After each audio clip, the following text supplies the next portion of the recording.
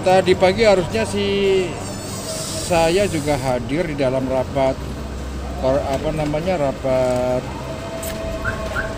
evaluasi COVID tentang merebaknya ini.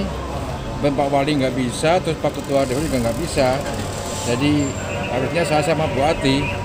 Beliau tadi sih bilang saya mau menghadiri rapat itu, tapi belum keluar misalnya sampai sekarang ya, gitu ya. Mungkin lagi izinnya karena ada keperluan rapat. Ya, kalau tadi memang saya undangannya ada, Bu Ati juga ada undangan untuk menghadiri rapat evaluasi COVID itu. Dan kebetulan kan Ketua Dewan kan sekarang lagi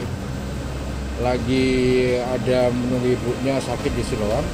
Tapi saya tadi pikir kalau ke Bu Uyun, ternyata Bu Uyun bisa gitu. Jadi Bu Uyun yang mewakili saya. Nah Pak, sudah ada konfirmasi nggak dari Bu calon wali kota terkait untuk pemeriksaan ulang untuk jadwalnya? Belum ada. Saya nggak ada komunikasi hari ini. Tapi karena hari ini tidak mengikuti pemeriksaan kesehatan, seperti apa Pak? Gimana? Untuk hari ini kan tidak ikut ya. Ke depan seperti apa itu, Bu Wali? Ya mungkin bisa dilaksanakan besok ya mengulang ya, kan kita masih sampai hari Kamis ya, gitu ya.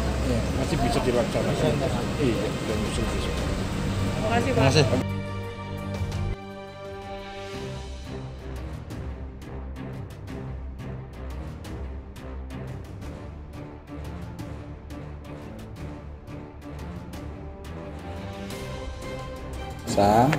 Kesehatan bahwa ya ada terkonfirmasi terdeteksi untuk satu Bapaslon ya, dan sudah kita sampaikan surat untuk melakukan isolasi mandiri sampai ya batas waktu yang ditetapkan dalam koridor etik tim pemeriksa kesehatan dalam penanganan kasus pandemi. Yang kedua, ya kasus ini bukan hanya terjadi di Cilegon, tapi dari seluruh Indonesia sudah hampir 37 kasus. Ini tidak berimplikasi secara otomatis untuk membatalkan calon, tidak otomatis, tapi nanti ada fase ya tahapan untuk beristirahat atau isolasi mandiri sampai dinyatakan negatif, untuk kemudian dapat dilakukan request atau pemeriksaan kesehatan. Dan keterangan ini ya berdasarkan dari tim pemeriksa kesehatan rumah sakit. Ada di sini ketua tim pemeriksanya, dan sebelah kanan adalah ketua ID Kota Cilegon ya. Ini kami sampaikan sebagai penjelasan bahwa ya terkait dengan langkah-langkah selanjutnya ya Bapak Son yang bersangkutan atas nama Ibu Ati ya diharapkan untuk melakukan isolasi mandiri sesuai dengan surat keterangan yang sudah diberikan oleh tim pemeriksa kesehatan. Mungkin itu ya. Terima kasih. Hasil swab dari mana Pak? Yang dikeluarkan RSKMK atau RSUD? Hasil swab yang dikeluarkan oleh laboratorium RSKM, tapi yang mengambil swab itu dokter spesialis THT. KPU ya berdasarkan surat keterangan itu dan juga sesuai dengan misalkan juknis dan PKPU yang sudah ditetapkan, tentunya kita yang menetapkan ya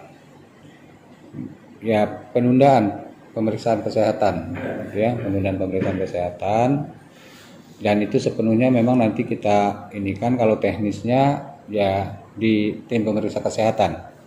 Sambil dinyatakan ya bisa mengikuti ini kembali. Untuk Ibu Ati sendiri atau semuanya? Kalau untuk Ibu Ati maksudnya ya, untuk yang ya bersangkutan, kalau Bapak Son lain kan ya tetap ya yang hasilnya positif ya lakukan pemeriksaan kesehatan. Jadi itu mungkin ya, cukup ya.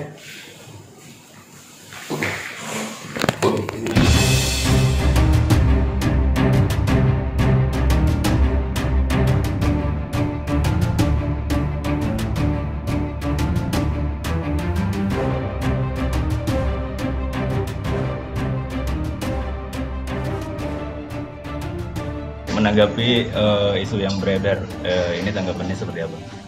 Ya, kita sudah malam ini kita mengkonfirmasi ke KPU menyampaikan keberatan terkait dengan hasil tes swab yang menurut kita ini sangat tidak fair gitu kan.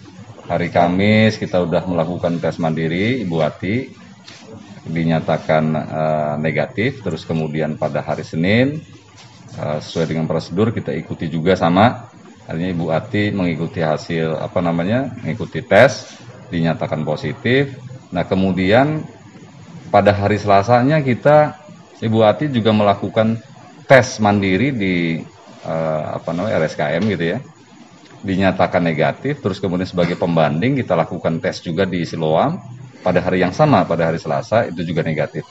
Artinya dengan hasil seperti ini kemudian kita merasa ada sesuatu yang salah gitu terkait dengan pernyataan dari Ketua KPU bahwa kemudian ada pengumuman bahwa Ibu Ati ini positif corona gitu. Ini yang jadi masalah dan ini sangat merugikan ya, sangat merugikan kita, merugikan juga masyarakat karena ini kita kemudian berpikirnya rada liar nih gitu. Ada apa kok bisa seperti itu? Nah, kita menduga bahwa ini di balik ini semuanya ada satu skenario jahat yang sedang dilakukan untuk menzalimi Ibu Ati sehingga kemudian seakan-akan dalam tanda petik Bu Ati ini di-COVID-kan gitu. Nah, ini yang kita melakukan protes keras terkait dengan masalah itu. Informasinya hasil swab dari RSKM dan juga Siloam ini sorenya itu langsung dikoordinasikan ke KPU. Ya, artinya kita koordinasikan KPU tapi kemudian juga ditolak gitu. Jadi ini yang menurut kita ini rada kurang fair gitu. Terus kemudian kita juga menyampaikan bahwa proses pemilu kada yang hari ini gitu. Itu berbeda dengan pemilu kada yang lain karena di sini ada Covid gitu, ada wabah Covid, ada pandemi. Ini yang jadi masalah sehingga kemudian jangan sampai kemudian hak-hak politik seseorang terus kemudian dikebiri dengan hal-hal yang menurut kita ada semacam konspirasi yang enggak baik gitu kan terkait dengan masalah ini gitu, masalah swab ini. Ya tentunya kita akan melakukan protes keras karena ada data pembanding gitu. Kalau misalkan di tesnya ini positif mungkin kita bisa terima. Tapi ini yang jadi masalah ketika melakukan tes mandiri pada hari Kamis itu negatif, kemudian tes lagi hari Selasa positif, hari Senin itu positif, kemudian pada hari Selasa negatif gitu. Nah ini kok bisa kemudian dinyatakan bahwa Ibu Ati ini positif? Ini kan jadi masalah. Tes pembanding itu seolah-olah tidak dianggap oleh KPU lah. Nah itu yang kita tes pembanding pada hari Selasa itu gitu kan di RSKM ini yang jadi masalah di rumah sakit yang sama gitu karena tim laboratoriumnya dari RSKM di rumah sakit yang sama di lab yang sama tapi kok hasilnya berbeda ini kan jadi aneh gitu ya. Ditambah ada unsur profesional dari Siloam. Nah ditambah kita ada data pembanding kita lakukan tes swab pada hari Selasa itu pada hari yang sama itu di Siloam itu negatif juga gitu. Itu rumah sakit besar. Nah, itu yang jadi masalah. Soal pemeriksaan swab di Siloam sama RSKM itu gimana ceritanya? Jadi kan gini, saya jelaskan kronologisnya ya, karena kan memang saya yang mendampingi ibu gitu loh. Jadi sebelum pendaftaran itu hari Kamis, sebagai salah satu syarat ibu mendaftar adalah untuk tes swab. Tes swabnya yaitu di Cilegon adalah di laboratorium RSKM, di klinik Seruni. Nah, dinyatakanlah negatif. Akhirnya ibu bisa mendaftarkan diri. Setelah selang itu, ibu mendapatkan rangkaian untuk tes kesehatan pada hari Senin. Hari Senin diteslah itu RSUD bekerja sama dengan RSKM. Laboratorium, saya tegaskan ya, bekerja sama dengan RSKM. Yang mengeluarkan adalah laboratorium RSKM. Hasilnya adalah positif. Nah, kita menjadi bingung karena ini ada kejanggalan. Karena hasil tes swab itu adalah masa 1 minggu tuh ya. Gitu. Akhirnya kita inisiatif melakukan tes kembali di hari Selasa di tempat yang sama dan laboratorium yang sama, yaitu RSKM. Dan setelah ibu mendapatkan sampel, ya kan, diambil sampelnya, kemudian ibu langsung bergeser kepada Siloam. Kenapa kita ke Siloam? Karena kredibilitasnya sudah diperhitungkan dan rumah sakit besar di Indonesia. Akhirnya dua-duanya sore hari mengeluarkan semuanya negatif. Nah, kemudian kita langsung konfirmasi ke pihak RSUD dengan ke pihak KPU. Tetapi nggak tahu kenapa tiba-tiba malam itu dinyatakan bahwa ibu positif gitu. Nah, ini kan yang menjadi pertanyaan. Padahal 4 kali ibu tes swab dinyatakan 3 kali negatif. Tetapi kenapa yang diambil hanya yang positif? Nah, ini kan patut dipertanyakan. Apakah kita jangan sampai lah ada tendensi ke arah opini yang bermacam politik gitu loh. Seandainya ketika ibu dinyatakan benar-benar tidak negatif, dinyatakan tidak positif, menyatakan positif gitu, siapa yang akan bertanggung jawab untuk itu gitu loh.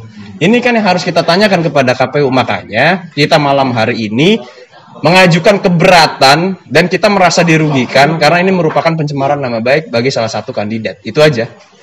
Itu Bung Kiki bukti hasil hasil swab dari kedua rumah sakit itu ada? Kita lengkap. Bisa dilihat Bung Kiki? Bisa. Dan kedua hasil swab itu bisa di cross check ke RSKM dan juga Siloam kan? Ya itu kan lembaga yang berwenang kan begitu. Nah, ini dari RSKM.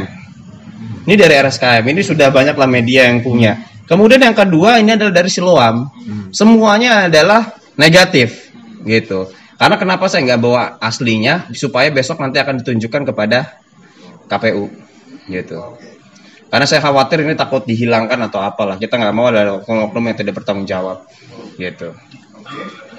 Berbeda ini ada dugaan kira-kira ada kesepakatan jahat atau bagaimana gitu? Ya itu kan artinya kan supaya opini ini tidak liar, kita perlulah ketegasan KPU. Jangan sampai KPU pun ya ibaratnya membuang badan gitu loh.